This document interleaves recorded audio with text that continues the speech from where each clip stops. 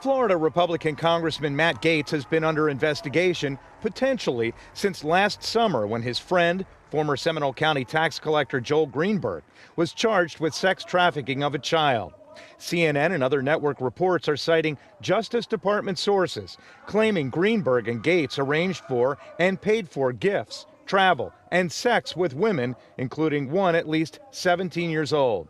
Gaetz has refused to step down pending the outcome of the investigation and a separate ethics investigation by the House. And so far, local Republican members of Congress are supporting that decision. I find the allegations to be very disturbing.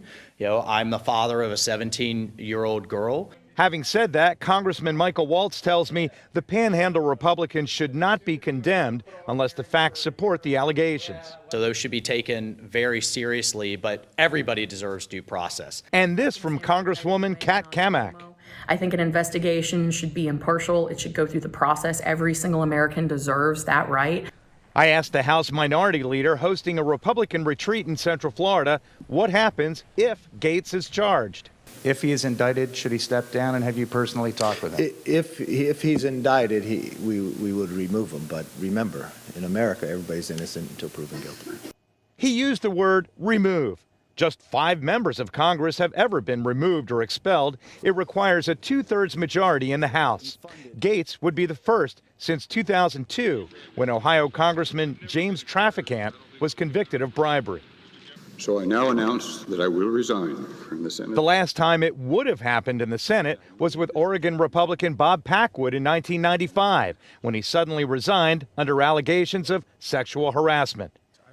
Gaetz is quick to point out Democrats have faced similar allegations of inappropriate sexual behavior, most recently New York Governor Andrew Cuomo.